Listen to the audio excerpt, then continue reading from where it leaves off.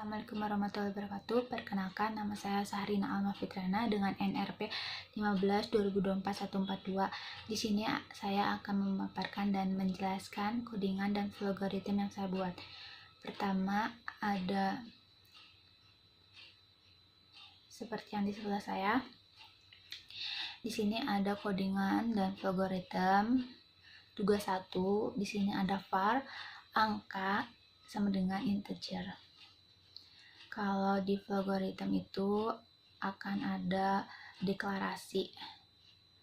Nanti dideklarasikan dengan integer, variabelnya angka. Lalu di sini ada begin, return, masukkan angka, return-nya angka. Seperti logaritmnya, di sini ada input angka. Nah, nanti ada percabangan if. Di sini if angka lebih dari 10, return-nya angka lebih dari 10. Di sini sesuai dengan logaritmnya, di sini ada seperti belah ketupat. Jika angka lebih dari 10, jika benar itu akan mengoutputkan angka lebih besar dari 10. Karena if itu harus dijalankan, maka akan dilanjutkan dengan percabangan baru. Di sini ada if angka sama dengan 10. Jika benar akan mengoutputkan angka sama dengan 10. Di sini seperti yang di codingan ini ada if angka sama dengan 10, return-nya angka sama dengan 10. Selanjutnya karena sama if itu harus dijalankan, maka akan dilanjutkan. Di sini ada angka kurang dari 10. Jika benar, itu akan mengoutputkan kurang dari 10. Seperti if angka kurang dari 10, return-nya angka kurang dari 10. Return di sini seperti output. Selanjutnya yang kedua ada kategori nilai. Kategori nilai. Yang pertama ada var, dideklarasikan dalam bentuk logaritma itu yang kuning. Nanti nilai, variabelnya nilai, integer, seperti yang logaritma integer nilai. Dan di sini ada beginnya nilai sama dengan 7. Di sini masuknya sebuah proses karena kita tidak akan mengoutputkan nilai itu sendiri, tapi nilai di sini sudah ada 7. Jadi proses. Nah, ini ada if cabang if sama dengan 1.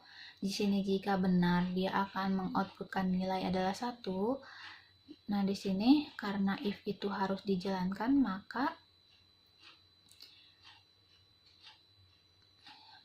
akan dilanjutkan. Jika nilainya sama dengan 2, jika benar itu akan mengoutputkan nilai adalah 2. Seperti codingannya if nilai sama dengan 2, return nilai adalah 2. Di sini return bisa jadi disebut dengan output jika di logaritma. Dan selanjutnya sampai dengan di nilai sama dengan 5. Jika nilai sama dengan 5, jika benar akan mengoutputkan nilai adalah 5. Jika salah, dia akan ada cabang lagi karena di sini ada else if seperti codingannya. Nah, nilai lebih besar dari 5.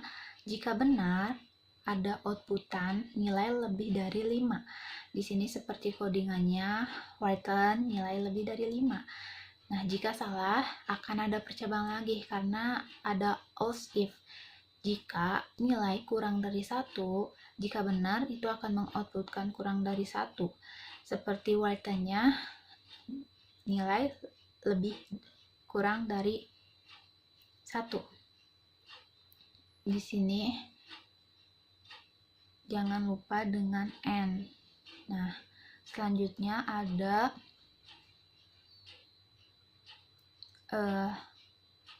tugas yang ketiga. Yang ketiga ini ada kategori umur. Di sini seperti yang tadi, di sini var dideklarasikan dengan variabel usia dan integer. Di sini yang di logaritma yang kotak itu dideklarasikan dengan yang kotak itu integer usia. Nah, sini ada integer, ada beginnya berarti masukkan usia, dimasukkan usia dengan input usia jika usia kurang dari 13, jika benar akan mengoutputkan kategori anak-anak. If usia kurang dari 13, written kategori anak-anak. Seperti di logaritma, written itu adalah outputan, dan if itu nanti akan ada cabang seperti belah ketupat.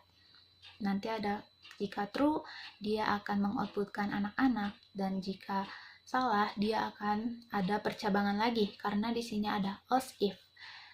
Else if itu nanti akan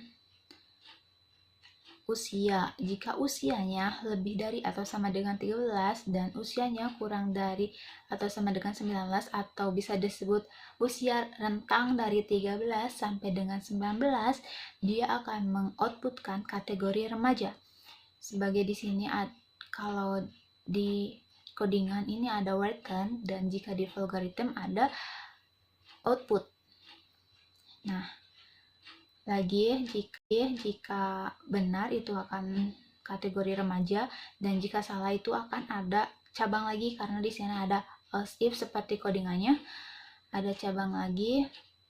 Di sini jika lebih dari atau sama dengan 60, dia akan mengoutputkan lansia. Nah, jika ada cabang, terus nanti jika benar, dia akan mengoutputkan kategori lansia.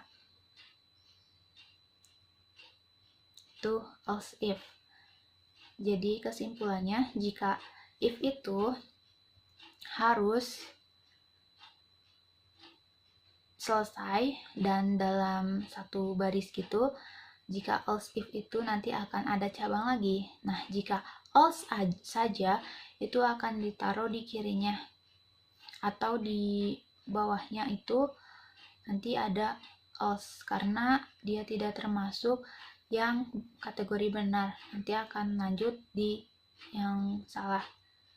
Jadi susunannya mungkin if, else if, dan else jika tiga-tiganya ada. Jika if saja itu akan yang if seperti yang tugas 1 itu. Nah, if ini ada 3 if. If itu harus dijalankan tiga-tiganya. Tidak seperti tugas 2 ini ada if, dan else if, dan else if. Di sini nanti else if akan ada cabang yang baru gitu. Dan tugas 3-nya ada if, else if. Oke, lanjut. Jika ada else itu nanti akan di sebelah kiri seperti contoh. Mungkin sekian penjelasan saya. Mohon maaf bila ada kekurangan atau ada kata-kata yang tidak enak. Sekian dari saya. Wassalamualaikum warahmatullahi wabarakatuh.